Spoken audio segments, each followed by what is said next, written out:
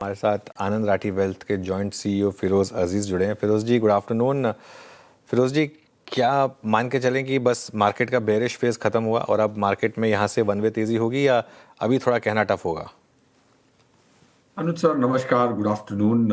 मेरे हिसाब से अगर बेरिश फेज खत्म हुआ, ये मैं जरूर कह सकता हूं, बट करेक्शन खत्म नहीं होते। मार्केट का वर्ताव है कि भाई अब जब वो डील के मोडालिटीज आएंगे तो शायद मार्केट थोड़ा रिएक्ट करेगी। आप देख सकते हैं कि काफी स्टॉक्स कल जो ऊपर थे आज नीचे हैं। So bearish phase is a very very down sentiment phase. I think वो खत्म हुआ है, मेरा ये मानना है। और बजट के जो लोज थे, those mark the bearish end to my mind. Market का वर्ताव होता है, लास्ट ईयर पीक से ट्रफ तक 8.7% की गिरावट निफ्टी ने देखी थी, which was one of the lowest. पहले ऑफ कोर्स नीचे थी, फिर ऊपर गई। पीक टू ट्रफ हमेशा पीक पहले, फिर बाद में ट्रफ। 8.7% की निफ्टी की पीक टू ट्रफ थी, in spite of FII selling 1,66,000 crore. ये साल की जो ट्रफ है वो I think historical trough form हो चुकी है। ऑफ कोर्स एक दो दिन उसके नीचे, but I think yes, to answer your pointed question, sentiment wise आपको क्या चाहिए था? आपको ये चाहिए था कि भाई ट्रेड डील होगी, और इसीलिए मार्केट इतनी पॉजिटिव रिएक्ट कर गई।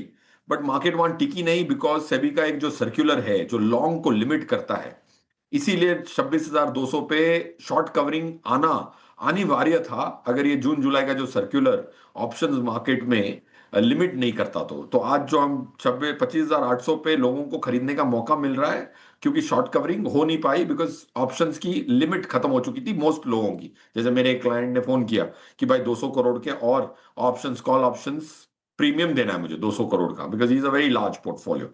और कॉल स्प्रेड खरीद नहीं पाए, क्योंकि उनकी 1,500 करोड़ की डेल्टा की लिमिट थी। मार्जिन उनके पास 200-2,000 करोड़ का मार्जिन होते हुए ले नहीं पाए। So short covering didn't happen. So bear sentiment is over. Market correction is a part of its nature. Okay, हाँ फिरोज जी, गुड आफ्टरनून। अच्छा, जो मैं अगला सवाल पूछने वाली हूँ आपसे, शायद आपको पता ही हो मैं क्या पूछने वाली हूँ, क्योंकि इस वक्त सबसे बर्निंग यही चल रहा है, आईटी एज ए स्पेस। ये पूरा इंडेक्स 7 से 8% टूटा आज के सत्र में। एआई ऑटोमेशन की खबरें, अब खबरें ये भी आ रही है कि पूरा कोर बिजनेस आईटी का जो है अब वो एआई खा जाएगा, तो बड़ी दिक्कत वाली बात। आप क्या मान के चल रहे हैं, कितना बड़ा खतरा ये आईटी कंपनीज के लिए, और अब करना क्या चाहिए? देखिए, ये बेसिकली ऑफ कोर्स काफी बार ऐसा होता है कि मार्केट पोस्ट फैक्टो स्टोरी ढूंढती है। सिल्वर ऊपर गया तो सिल्वर क्यों गया, फिर वो इंडस्ट्रियल डिमांड ढूंढते हैं लोग। बट इंडस्ट्रियल डिमांड तो पता ही थी। अगर इंडिया का सबसे लार्जेस्ट सिल्वर मैन्युफैक्चरर अपनी पोजीशंस को $38-40 पे हेज करके जा रहा है फॉर दिस ईयर।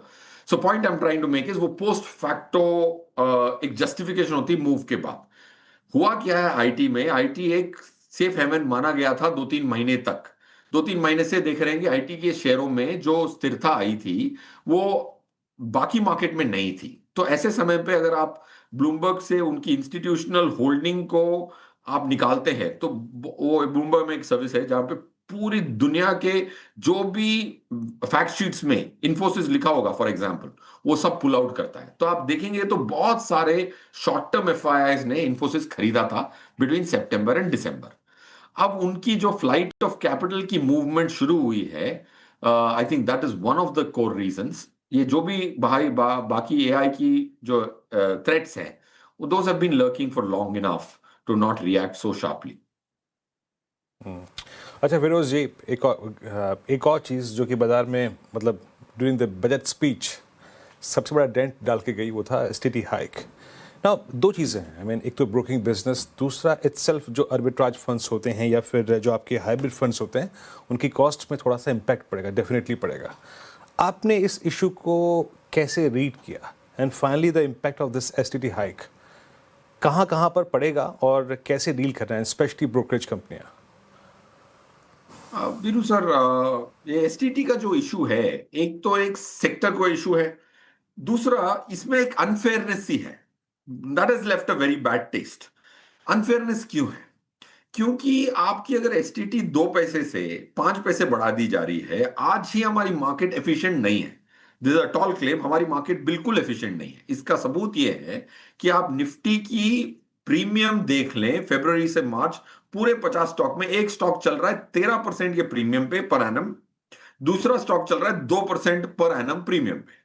तो आर्बिट्राज वाला आइडियली आर्बिट्राज की पोजीशन को 13% में मूव क्यों नहीं कर लेता? उनसे आप सवाल पूछेंगे तो बोलेंगे जो भी पैसा मिलने वाला है वो आधा तो एसटीटी में चला जाएगा। तो जो इनएफिशिएंसी ऑफ द मार्केट और बढ़ जाएगी। It's a principle matter rather than an actual impact from a market commentary stand point.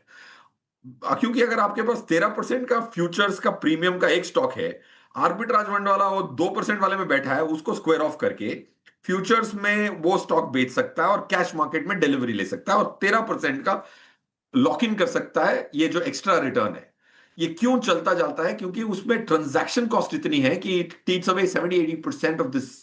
So it's an inefficient market with 2 पैसा एसटीटी। और फ्यूचर्स में एसटीटी लगता है नोशनल वैल्यू पे, ऑप्शन में एसटीटी लगता है प्रीमियम वैल्यू पे। तो ऑप्शन मार्केट में भले ही आपने बढ़ाया है बट उसमें इंपैक्ट नहीं होगी, specially out of the money options की। फ्यूचर्स में अगर एक बंदा एक फ्यूचर्स की कॉन्ट्रैक्ट खरीदता है तो एसटीटी पे करता है, मार्जिन पे नहीं, क्योंकि उधर तो प्रीमियम का कॉन्सेप्ट ही नहीं है उसपे। So I think that is one. और सेकंड, ये जो नैरेटिव था कि हम स्पेक्यूलेटर को स्पेक्यूलेशन कम करने की कोशिश कर रहे हैं, वो एक जस्टिफिकेशन है। एक्चुअली आपको वो कम करने के लिए 1,000 करोड़ आर्बिट्राज फंड एयूएम वाला क्यों पे करे? वो तो रिस्क ही नहीं ले रहा है। उसकी टोटल आज की एयूएम पे 800 करोड़ का इंपैक्ट होगा। That's the approximate computation. 800 crore arbitrage fund वाला पे कर रहा है जो स्पेक्यूलेट नहीं कर रहा है, क्योंकि स्पेक्यूलेटर को आपको कर्टेल करना है। तो उसको डायरेक्टली पिनलाइज करने के बहुत जरिए हैं, वो करिए। बिल्कुल। नहीं, खैर ये तो एक डिबेट है जो चलेगी। अच्छा, एक चीज़ फिरोज जी जो मुझे आपसे पूछनी है, ये ईएमएस स्पेस जिसमें पिछले साल बड़ी करेक्शन थी, इस साल एक मैसिव रिवर्सल के साइन दे रही है। इवन डिक्सन, पीजी और सबसे बीटन डाउन स्टॉक इसमें जो रहा था के इंस्टेक, वहाँ भी इस समय आज अच्छे मूव्स आपको देखने को मिल रहे हैं। यहाँ पर आपका क्या व्यू होगा? सर, ईएमएस स्पेस में मेरे हिसाब से जो बिकवाली हुई है, I think there little oversold, but I don't track this sector very closely. Just from a demand supply stand point I think इसमें जो बॉटमिंग हो चुकी है, ये मेरा मानना है। But I am not such a pro on this sector, so I would refrain from commenting any further.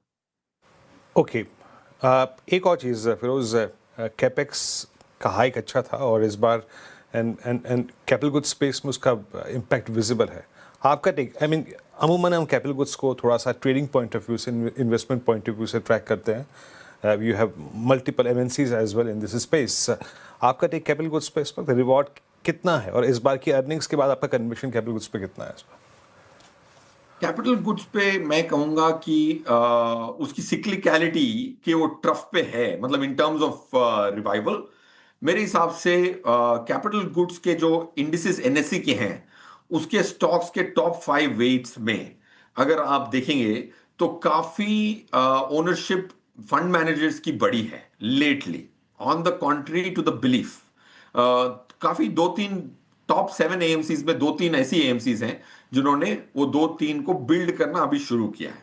तो मेरा ये मानना है कि इस साल अगर आप एनएससी कैपिटल गुड्स या BSC capital goods, which is a more traded good index to represent, should beat Nifty by about 4 to 5%।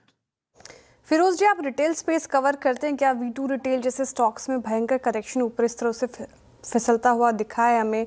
आज कुछ और काउंटर्स थोड़े ट्रेंड रिजल्ट से पहले चल रहा है, हालांकि इसमें भी काफ़ी पेशेंस टेस्ट किया है अपने निवेशकों का। इस स्पेस में आपकी राय क्या है?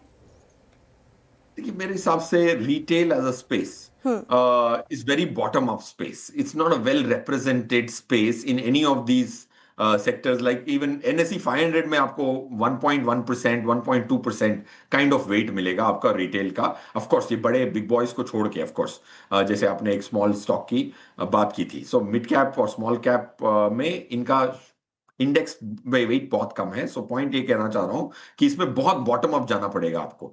मेरा whenever you going into spaces जो पिटे हुए हो, उनकी आपको ये जरूर देखना चाहिए तो पिटे क्यों थे। लोग जो शेयर खरीदते हैं वो डिमांड सप्लाई को एनालाइज करने के लिए एक रिपोर्ट नहीं देखते।